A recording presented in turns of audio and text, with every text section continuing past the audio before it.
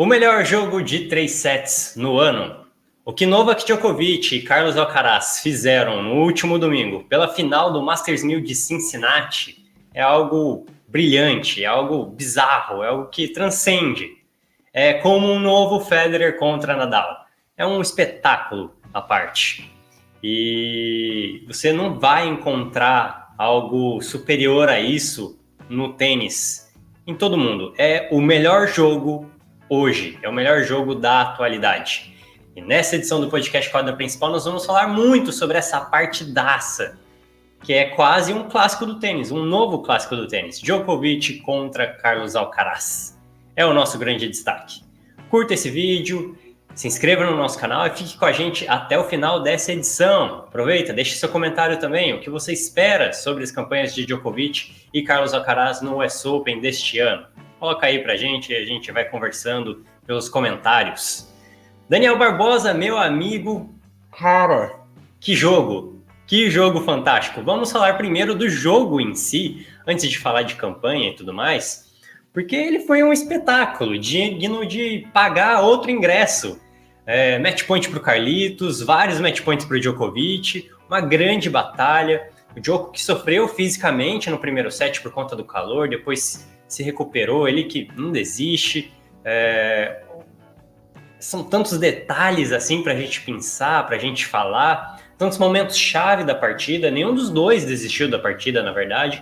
Foi completamente insano, pontos incríveis, grandes rallies, e terminou com um belo placar de 2-1 para o sérvio. Parciais de 5-7, 7-6 e 7-6, 2 tiebreaks ali definindo, uma bela virada do Djokovic, um jogo brilhante, né, Daniel? Salve, salve, meu amigo Lucas, salve, salve, ouvintes, espectadores do podcast Quadra Principal. Pois é, rapaz, meses depois aí da final de Wimbledon, que foi um jogaço também, um dos maiores jogos, talvez, né, um dos maiores jogos da história do tênis, a gente foi agraciado novamente com o novo Alcaraz e Djokovic, que demorou para acontecer depois daquele Masters 1000 de Madrid no ano passado.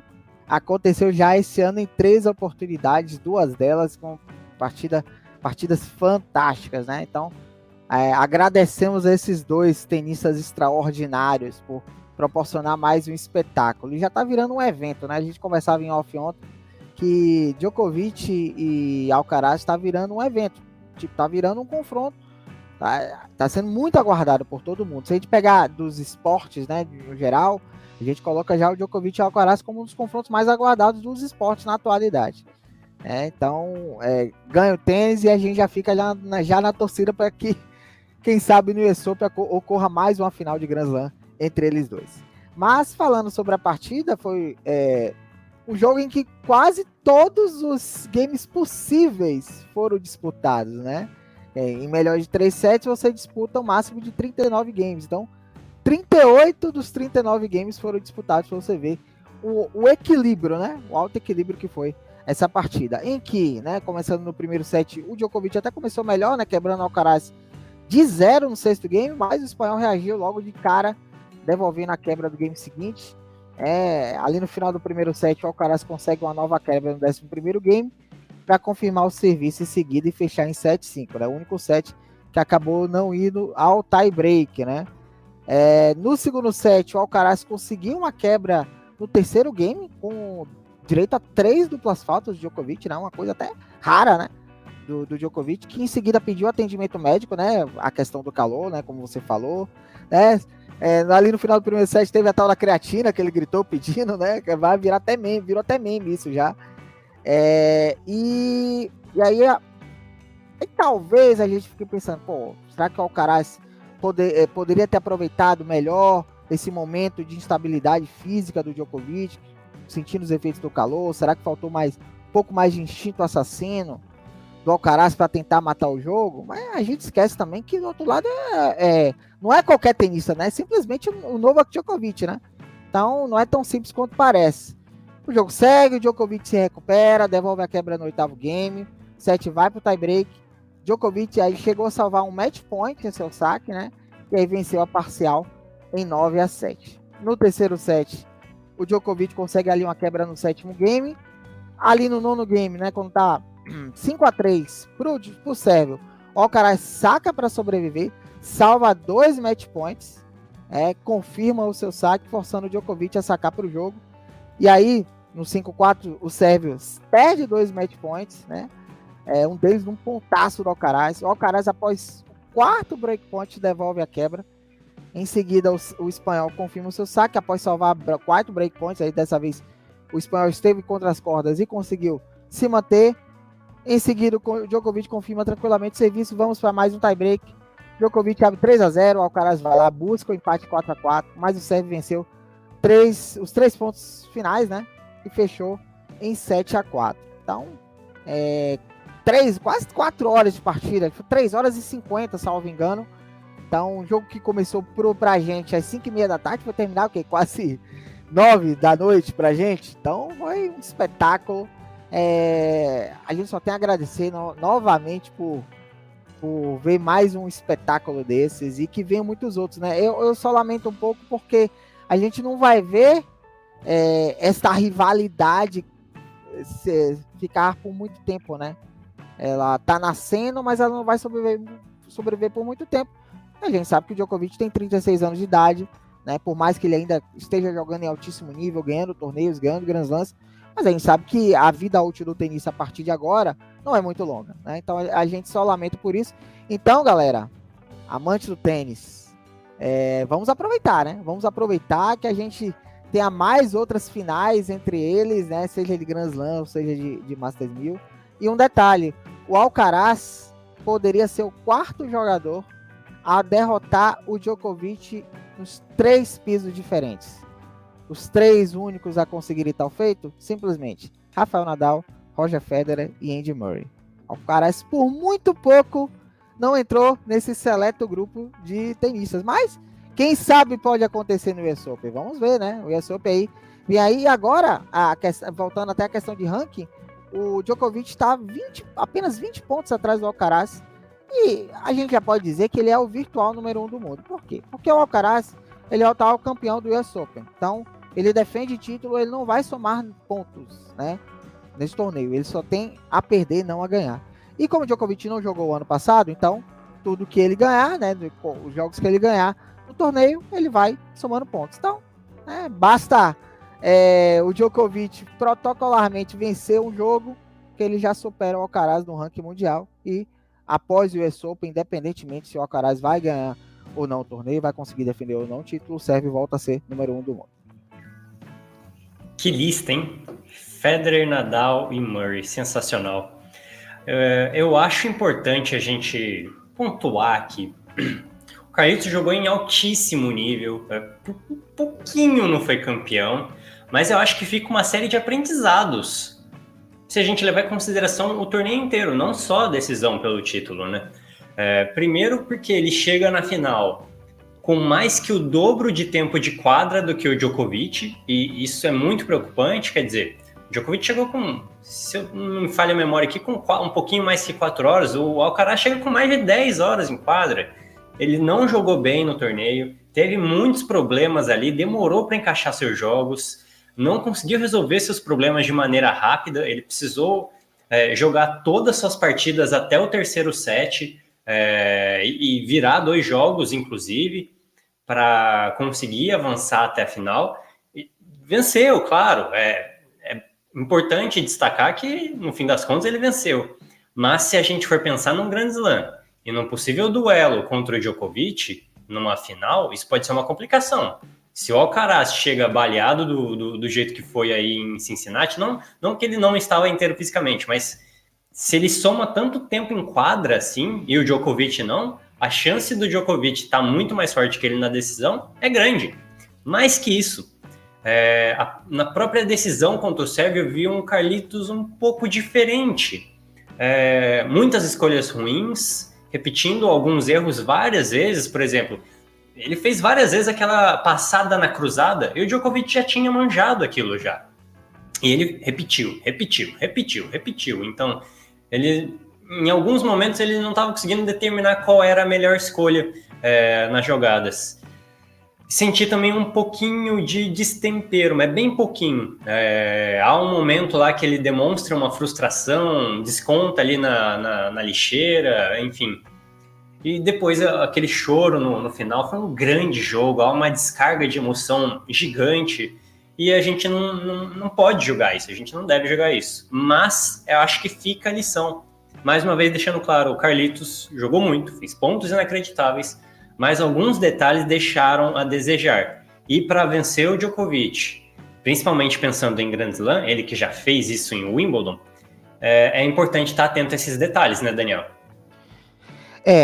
Se a gente pegar ano passado, em que ele conquistou o US Open, conquistou seu primeiro título de Grand Slam, ele veio de uma campanha que vários jogos em 5 sets. Vitória sobre o Nick Sinner, sobre o Marin Cilic, sobre o Francis Tiafoe, mas pegou na final o Casper Ruud. Com todo respeito ao Casper Ruud, o Casper Ruud não é o Novak Djokovic. Então, essa questão do tempo de quadra, a gente leva muito em consideração no Grand Slam, né? Porque o acumulado, principalmente para os homens, né, que é melhor de 5 sets, no fim faz muita diferença. Se a gente pegar o Wimbledon que ele ganhou do Djokovic na final, ele não ficou tanto tempo em quadra, né? O torneio preparatório que teve, que ele ganhou em Queens, ele venceu os jogos bem, né? Sem ficar muito tempo em quadra. Então, realmente, isso pode ser um diferencial, assim como no jogo, né? Mesmo assim, isso é mérito dos grandes. Mesmo você não jogando bem, você encontra a maneira de vencer. Em Toronto, ele acabou perdendo para o Tommy Paul, né? Não foi muito longe no torneio, acabou perdendo para o Tommy Paul, e nessa vez ele conseguiu chegar no final, meio que aos trancos e barrancos, conseguiu chegar na final. Lembrando que na semifinal contra o Hubert Hurkacz, ele salva a match point, né? Ele poderia nem ter feito essa final. E sobre o jogo em si, cara, contra o Djokovic é aquilo, você tem que o menor erro possível, né? Porque você não pode manjar nada contra o Sérvio. Se aquela jogada o Sérvio manjou, você tem que ter uma outra na cartola. Mas isso tudo cada jogo é uma história, né?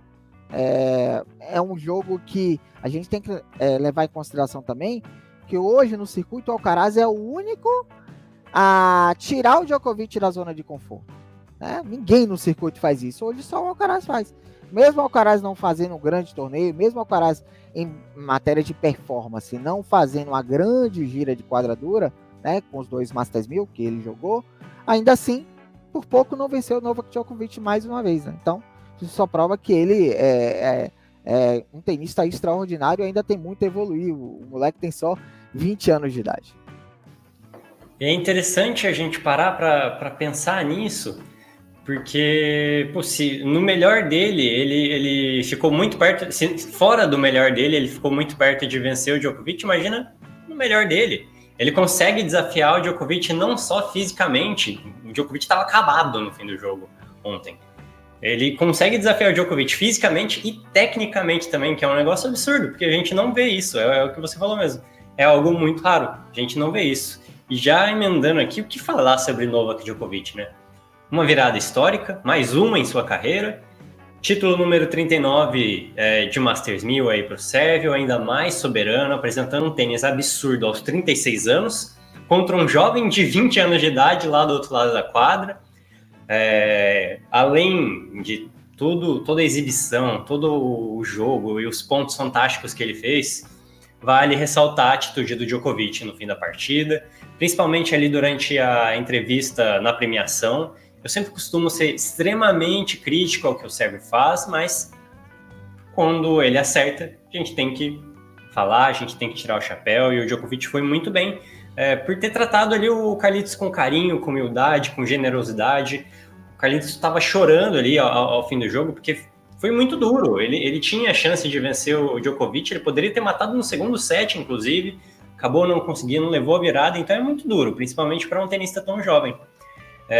E o Djokovic tratou muito bem o Carlitos, disparou ali belíssimas palavras apoiando o espanhol, ressaltou o nível de outro mundo que o Carlitos jogou na partida. É raro, mas as palavras do Djokovic foram exemplares, e ele mesmo falou que aguarda aí a possibilidade de jogar mais uma final de Grand Slam contra o Carlitos, né, Daniel? Rapaz, e você vê, 36 anos de idade, né? Muita gente tem preconceito com idade no esporte, as pessoas dão, jogadores, atletas que quando passa ali dos 30, 35, muita gente dá como acabado, e aí você vê o Djokovic com 36 anos de idade, jogando em altíssimo nível. A gente viu também o Nadal, também que infelizmente, né, Tem uma hora que o corpo chama, né? O Federer a mesma coisa. E você vê o Djokovic aí, 36 anos de idade, ganhando Grand Slam, vai voltar a ser número 1 do mundo mais uma vez, né? Recordista e vai ampliar o seu recorde. E contra a juventude do Alcaraz. E ainda assim o Djokovic, e aquela coisa, o mental forte, cara. O Djokovic hoje, acho que já falei isso aqui no podcast. Se eu não falei, eu falei em off. Mas o Djokovic, ele tem 3 fases, né? A fase física, a fase técnica e agora eu acho que ele tá na fase mental. Você vê muitas vezes em quadro, algumas vezes, principalmente na reta final da partida, se você observar novamente, se for pegar o VT do jogo, muitas vezes ele faz isso, esse sinal assim, do mental, cabeça, positivo, mente forte, né? Então, hoje o Djokovic, ele tá essa última fase dele agora, esses últimos anos, é a fase mental. Ele ganha muitas vezes dos seus adversários na questão mental. E aí, você falou 39 títulos de Masters 1000, na carreira são 95 títulos, conseguiu superar a Ivan Lendl, e agora já estão naquela contagem regressiva para o 100, faltam 5. Agora se isola como o terceiro maior vencedor da história, atrás de Roger Federer com 103 títulos e Jimmy Connors com 109. 1.069 vitórias na carreira, superando a Ivan Lendl e Rafael Nadal. Também agora é o terceiro colocado nesse quesito, né? Atrás de Roger Federer com 1.251 vitórias e Jimmy Connors com 1.274 vitórias. Então o Djokovic vai se alimentando dessas marcas aí.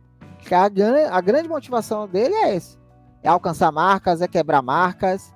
E realmente, na premiação, ele exaltando, né, o Alcaraz, falando, você não desiste, cara. De onde você veio, alguma coisa assim, aí o Alcaraz fala, espanhóis não desistem. Ele, eu já ouvi essa frase antes, né? Provavelmente se referindo ao Rafael Nadal. Então é isso, cara. A gente tem só que agradecer, exaltar por a gente ter assistido uma aula de tênis, né? Foi até o que eu falei no nosso perfil do Twitter. Foi mais uma aula de tênis protagonizada por esses dois monstros, né? A gente já viu em Wimbledon, a gente viu agora no Masters 1000 de Cincinnati. Quem sabe a gente não verá no US Open, né? Agora é o seguinte, o US Open é um Grand Slam que a gente vai, essa semana a gente vai fazer um vídeo da análise das chaves, a gente vai falar melhor sobre isso. Já ser fim de temporada, já vem todo mundo já mais desgastado. Só que o Djokovic tem um diferencial a seu favor, né? Ele não vem jogando muitos torneios. Por exemplo, nessa gira de quadradura, ele jogou apenas Cincinnati, ele não jogou Toronto.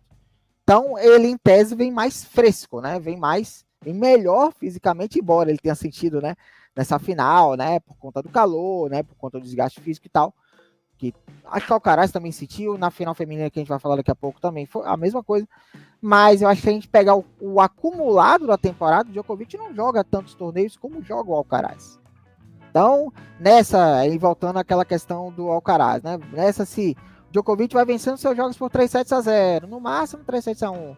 E o Alcaraz, no seu caminho, fazendo 3-2, 3-2, 3-2, 3-2.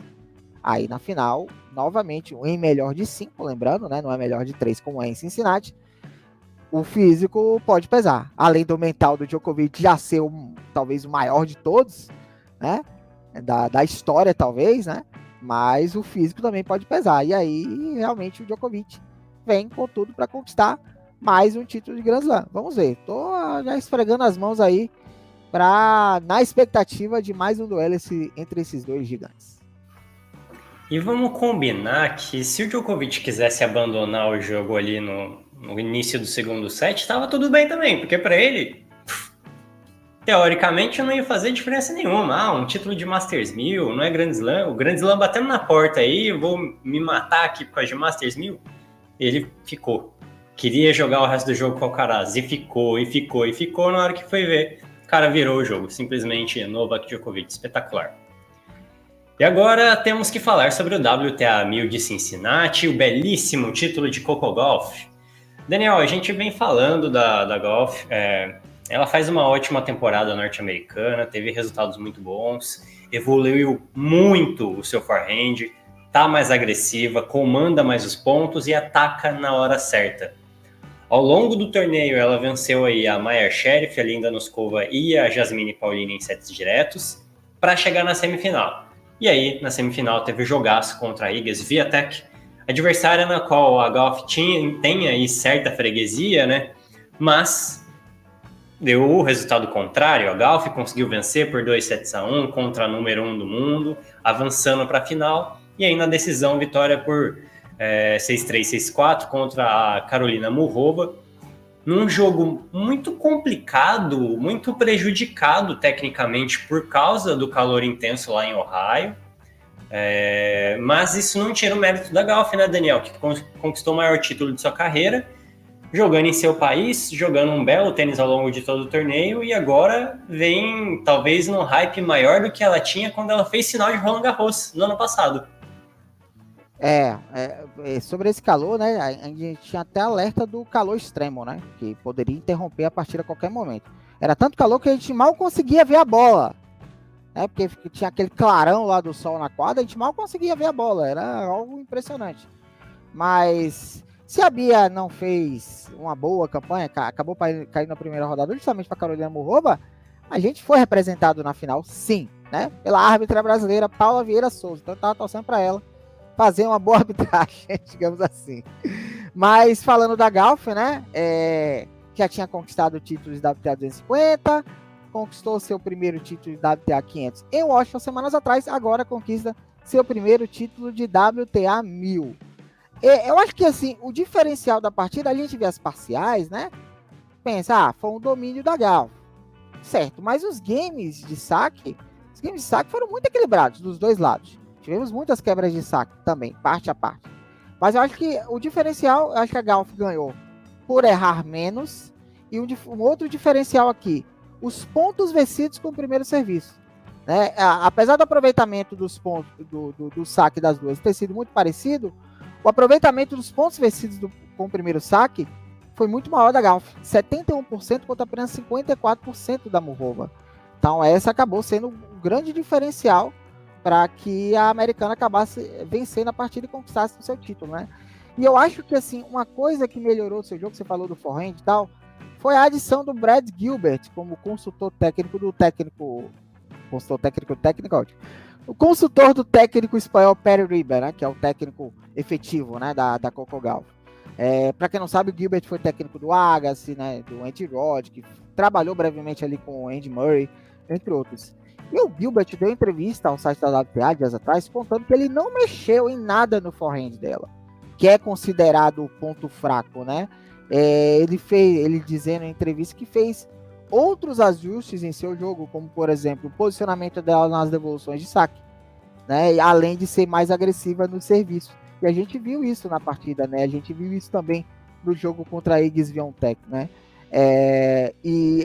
O Gilbert também conta que ao não focar no forehand, ela liberou a mente da Gauff para não se preocupar com o golfe, que às vezes falhava, né, em momentos importantes, né? A gente viu isso, falhar em momentos muito importantes dela, em Grand Slams, em torneios de WTA 1000, então que ela teria condições de ganhar jogos importantes e acabou não conseguindo. Então, eu acho que acabou mexendo nesse aspecto. Hoje você vê o forehand, que é considerado um ponto fraco dela, que nessas últimas semanas, a gente já viu isso em Washington também, se sair muito bem. Então, você vê como um ajuste ou outro no seu jogo pode acabar causando um efeito dominal positivo, né? Acaba influenciando em outras partes do jogo dela. Então, a gente já viu que esse trabalho do Brad Gilbert junto com o Perry Riber nesse aspecto já teve frutos, né? E uma vitória chave, assim como a Pegula, sua parceira de duplas, né, que venceu a Iga na semifinal, a Gauff venceu a Iga na semifinal, né, depois de 7 derrotas, agora tem 7-1 no confronto direto, mas só ganhou esse 7-1, a galera comemora, né, o Gauff comemora, então é a jogadora mais jovem a vencer um torneio em Cincinnati na era aberta com 19 anos e 160 dias. Agora vamos ver, Lucas, se esse trabalho, essa Gauff mais consistente, ela vai chegar com o peito estufado para o US Open, né? Que, como você falou, agora o hype é muito maior. Porque nos Grand Slams, tirando o Roland Garros, que ela fez final, fez 2 quartas de final, no US Open ela fez quarta de final no ano passado, em outros Grand Slams ela não tinha passado da 4ª rodada. Então ela não tem muitas... A única semifinal da carreira foi justamente o Roland Garros do ano passado, em que ela foi vice-campeã. Então, ela vem muito confiante, tem tudo para quebrar essa barreira das quartas de final do US Open. E quem sabe, a gente fala o tempo todo que WTA é um circuito muito aberto, Grand Slam, várias tendências diferentes aí ganhando. Quem sabe, a gente falou da Pegula semana passada, quem sabe pode ter chegado a vez da Coco Gauff. Vamos ver, vamos aguardar aí o US Open, mas é fato, ela vem muito mais confiante, muito mais consistente do que veio em outros Grand Slams. É isso, lembrando que a Gauff agora é 6 do mundo, tanto em simples quanto em duplas. Um espetáculo sensacional. E muito nova, muito nova. Ô Daniel, vale a gente destacar também a campanha da Muchova. Ela foi muito bem no torneio, derrubou aí a Beatriz Haddad Maia, Maria Sakkari, a Aryna Sabalenka de novo e entrou no top 10 da WTA. Será que vem mais uma boa campanha de Grand Slam por aí da tenista tcheca? Aliás, é um monte de tcheca ali perto do top 10, né? Impressionante. Rapaz, então tem 4 em sequência, né? Se não me falha a memória, posso errar aqui, tá? Bota aqui um asteriscozinho, né? Temos a sequência: a Vondrousova, Karolina Muchova, que entrou pela primeira vez no top 10, Petra Kvitova, que foi finalista em Cincinnati no ano passado, e a Bárbara Krejcikova. Pensando em briga por vagas olímpicas em Paris 2024, lembrando que são 4 tenistas por país, né? Então seriam essas 4, se as 4 realmente jogarem o torneio. Então a briga pelas vagas da República Tcheca aí vai ser entretenimento de qualidade. Mas disparado o melhor ano da Karolina Muchova, né? Que completa 27 anos no dia que a gente está gravando esse podcast, né? Dia 21 de agosto. Então ela poderia ter conseguido um presente de aniversário antecipado, né? Infelizmente para ela não veio, né? Mas tem uma final de Grand Slam, uma final de WTA 1000. Cara, agora a gente olha a Karolina Muchova com outros olhos, né? Porque quando chegou em Roland Garros, a gente até achava que a Karolina Muchova fosse surpreendeu a Sakkari até chegar na final, mas ninguém imaginava que ela chegaria na final. O Wimbledon ela não fez um bom torneio, caiu cedo, mas ela chega aí muito bem pro US Open. É mais uma daquelas candidatas. Cara, a WTA tem tantas candidatas aí, e é uma tenista que dá gosto de ver, porque é uma das raras tenistas que tem um repertório vasto, variação absurda, tenista habilidosíssima, então de uma escola, né, que é uma escola fabulosa, que é a escola tcheca. Então dá gosto de ver a Muchova jogar, né? Então acho que pode sim. Não coloca ali no hall das principais favoritas, mas é aquelas que você bota ali na segura hoje você bota ela na segunda prateleira, né? Pô, aquelas tenistas que vai ser cabeça de chave, né? Pode surpreender, pode derrotar uma das favoritas dessas aí numa oitava de final, numa quarta de final. Pode acontecer, né? E ela derrotou na estreia a Beatriz Haddad Maia, a Bia que acabou dando azar, né? No sorteio, pegou que a Muchova não foi cabeça de chave do torneio e era a melhor ranqueada que não era cabeça de chave, né? E aí acabou caindo no colo da Bia Haddad, né? Esse confronto aí. E a Bia até entrando na campanha, na gira de quadradura da Bia antes do US Open, acabou não sendo bom, né? Ela que voltou de lesão, né? Aquela lesão sofrida na lombar em Wimbledon. Parece mesmo estar recuperada, não sentiu nenhum tipo de problema. Fazendo o pacotão aqui em Montreal e Cincinnati, né? Teve uma vitória e 3 derrotas, colocando o jogo de duplas aqui no pacote. Uma estreia em Montreal boa contra a Magdalena Frech, mas tanto o jogo contra a Leylah Fernandes contra a Karolina Muchova, há uma coincidência aqui que eu senti a Bia muito travada. Um saque saque inconsistente, né? Um saque irregular, errando muito, um pouco travada, conservadora, talvez ainda seja de segurança da lesão, falta de ritmo de jogo, talvez possa ter sido isso. Mas o fato é que a Bia poderia ter jogado melhor os 2 jogos, embora tanto a Leylah Fernandes quanto a Karolina Muchova mereceram vencer. No jogo específico da Karolina Muchova, teve a questão do vento, a Muchova conseguiu entender melhor as condições, entendeu melhor o jogo da Bia. A Bia até começou bem, quebrando o saque ali. O jogo foi dividido em 2 dias, né, por causa da chuva. Sacou 2 vezes para fechar o set, foi quebrada 2 vezes, venceu no tie-break com um logo lindíssimo, mas a partir do segundo set foi domínio da Muchova, que aí venceu e aí caminhou para a final. Então a Bia jogaria essa semana do WTA 250 de Cleveland. A meu ver, de forma correta, acabou desistindo do torneio, já está em Nova York se preparando para por US Open, vamos ver o que a Bia faz, né? A Bia que vem de 2 boas campanhas nos últimos 2 Grand Slams, finalista de Roland Garros, 8ª de final de Wimbledon. Vamos ver, quem sabe a Bia, mesmo não tendo uma boa gira de quadradura, ela também não teve uma boa gira de grama antes do Wimbledon e fez um bom Wimbledon, né? Então vamos ver se ela consegue fazer um bom US Open. Vamos aguardar.